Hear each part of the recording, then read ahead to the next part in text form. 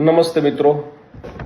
વર્ષ 2022માં શિક્ષણ મંત્રીએ એવું કીધું કે ભાઈ ભરતી કરીએ અમે પહેલાં અડધી, પછી પરીક્ષા લઈએ, પછી ફરીથી ભરતી કરશું. એ 2022ની ભરતી એ 2023માં ન કરી શક્યા. 2023ના વર્ષમાં એમને પાછી નવી પરીક્ષા પદ્ધતિ લાયા, ટાટ સેકન્ડરી, ટાટ હાયર સેકન્ડરીમાં.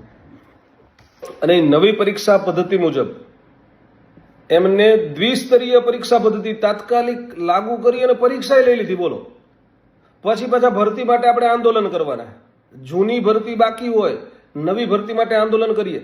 આંદોલનના જવાબ સ્વરૂપે ભરતી જાહેર કરી દે, ક્રમિક ભરતી કે પછી 1/8 પ્રિન્સિપાલની જાહેરાત આવી, જૂના શિક્ષકની ના આવી. હવે 1/9 હાયર સેકન્ડરીના શિક્ષકોની જાહેરાત આપવાની છે. અને જો ન આપી શકે ને તો ગુજરાત સરકાર અને ગુજરાત સરકારના શિક્ષણ વિભાગના કર્મચારી અધિકારીઓએ ડૂબી મરવું જોઈએ.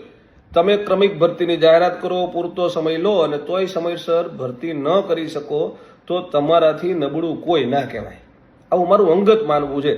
તમે મિત્રો શું કહેવા માંગો છો? તમે કમેન્ટ કરીને ચોક્કસ જણાવો છો. આવજો, બાય બાય. અને જો ન ભરતી થાય તો ભરતી ગમે એમ કરીને લાવવાની છે હો.